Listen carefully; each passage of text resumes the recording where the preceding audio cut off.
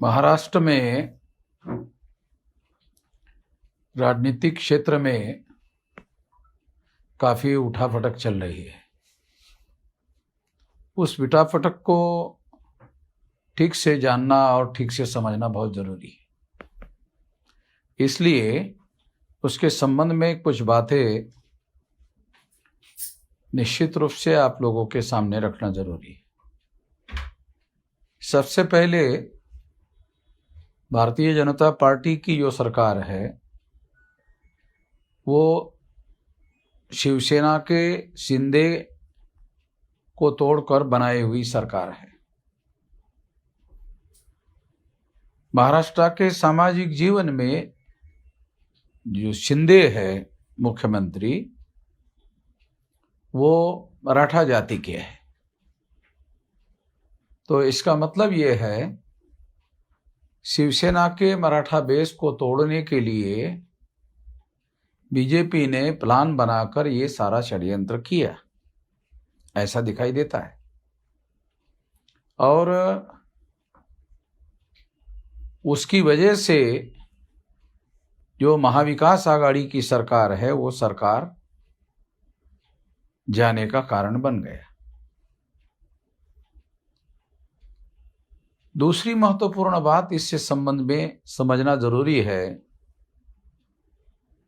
BJP ने सरकार तो बनाई, उसके बाद उन्होंने इस बात की समीक्षा की और उनको ऐसा पता चला कि शिंदे को हमने मुख्यमंत्री तो बनाया, मगर क्या शिंदे महाराष्ट्र के मराठा वोटों को बीजेपी को ट्रांसफर कर सकते हैं?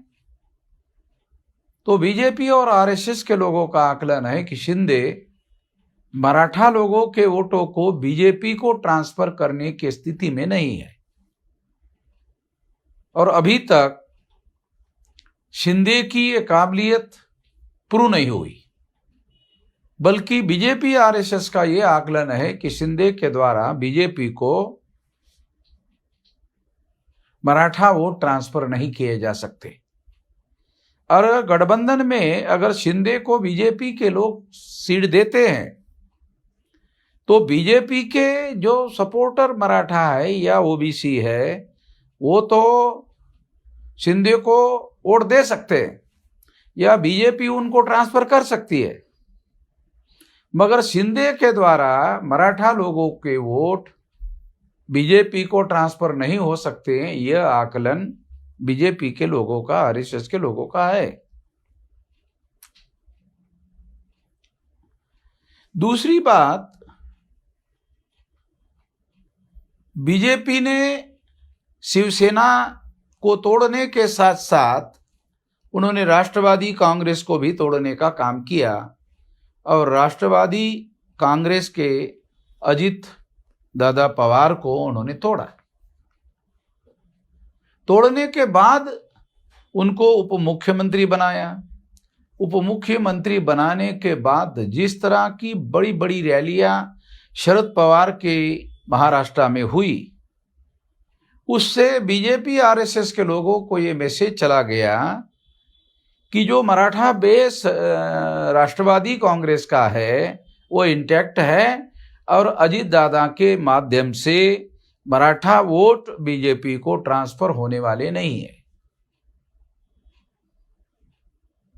दोनों मराठा शिंदे और अजित पवार, उनको बीजेपी आरएसएस ने तोड़ा, मगर अब आरएसएस बीजेपी का ये मानना है, ये उनकी समझदारी है, ये ऐसा उनका आकलन है कि अब ये लोग हमारे लिए केवल लायबिलिटी हो गए हैं, इसका हम लोगों को कोई बेनिफिट नहीं है। इसलिए आरएसएस बीजेपी ने अपने रणनीति में बदलाव करने का प्लान बनाया है और बदलाव करने का प्लान के अंतर्गत जो अभी महाराष्ट्र में मराठा वर्सेस ओबीसी का झगड़ा खड़ा किया गया, ये आरएसएस और बीजेपी के शिंदे के द्वारा मराठा के वोट ट्रांसफर ना होने की वजह से और अजीत दादा पवार के द्वारा मराठा के वोट बीजेपी को ट्रांसफर ना होने की वजह से आरएसएस भाजपा को अपनी दूसरी रणनीति बनाने के लिए मजबूर होना पड़ा और इसी के तहत जरांगे पाटिल और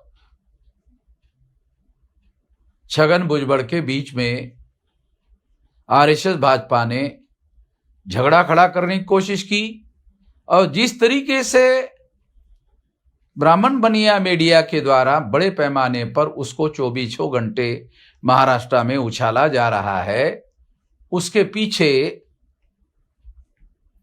मराठा वर्सेस ओबीसी और ओबीसी वर्सेस मराठा ऐसा ध्रुवीकरण करने की योजना पर बड़े पैमाने पर योजना बनाकर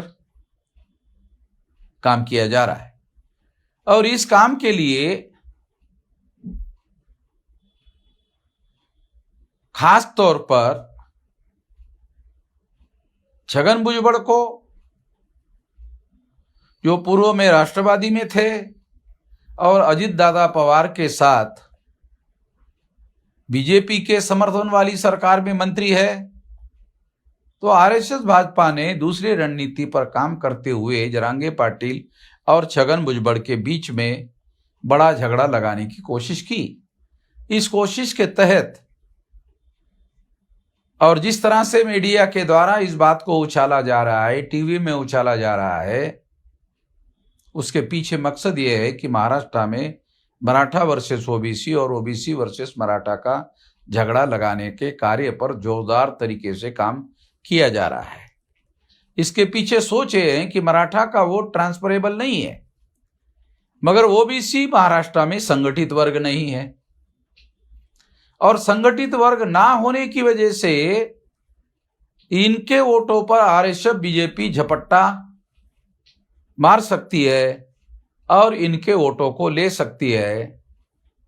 इस रणनीति के तहत ओबीसी के मराठा के विरोध में झगड़ा खड़ा करने के पीछे ये राजनीतिक मकसद दिखाई दे रहा है, ताकि ओबीसी का ध्रुवीकरण करके महाराष्ट्र में ओबीसी का 2024 के चुनाव में इस्तेमाल करने के रणनीति पर आरएसएस भाजपा ने काम शुरू कर दिया है।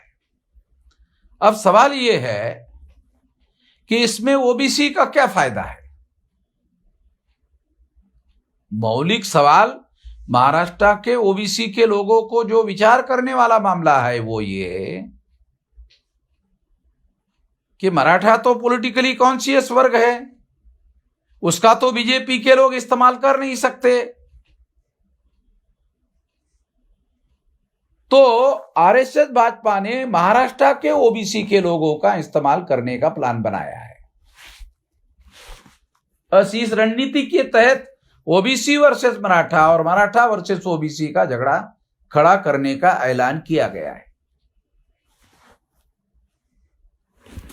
ये बात हम लोगों को जानना समझना बहुत ज्यादा जरूरी है और इसी के अंतर्गत मीडिया वाले जिस तरह से 24 घंटे इस मामले को उछाल रहे हैं, जिस तरीके से इस बात को उछाला जा रहा है, उसके पीछे यही एक मूल कारण है और इससे ओबीसी का 2024 के चुनाव में केवल इस्तेमाल होगा और इस्तेमाल होने की वजह से ओबीसी का केवल नुकसान होना तय है।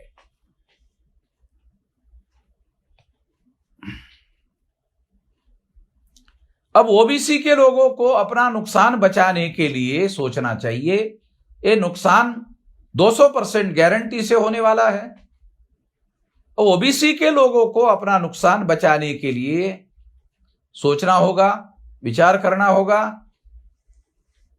और अपना स्वतंत्र आंदोलन खड़ा करना होगा।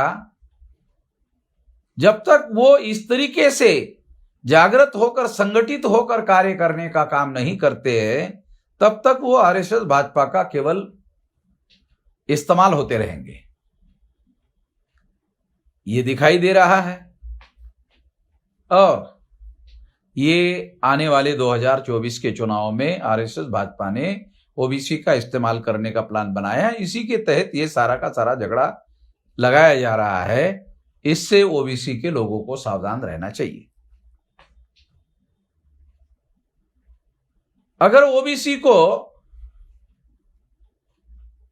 आने वाले समय में निश्चित रूप से अपने हक और अधिकार की लड़ाई लड़नी चाहिए। ओबीसी के लोगों के पास आरक्षण देने का अधिकार नहीं है। आरक्षण देने का अधिकार ब्राह्मणों के पास है। सेंट्रल में भाजपा की सरकार है, भाजपा की सरकार ब्राह्मणों की सरकार है, तो देने का अधिकार ब्राह्मणों के पास है। यदि मराठा को लड़ना होगा तो ब्राह्मणों से लड़ना होगा। ओबीसी को अपना भविष्य बचाना है तो लड़ना होगा तो ब्राह्मणों से लड़ना होगा। अगर वो इस बात को नहीं समझते तो उनका केवल इस्तेमाल होगा। इससे सतर्क रहना जरूरी है, इससे जागृत होना जरूरी है। इसलिए खास तौर पर ये बातें मैं आप लोगों को समझाने का प्रयास कर रहा हूं। इस मौके पर मैं इतना ही कहना चाहता हूं और कल दोबारा कुछ और मुद्दों पर इसी संदर्भ में आगे और बात करूंगा। धन्यवाद।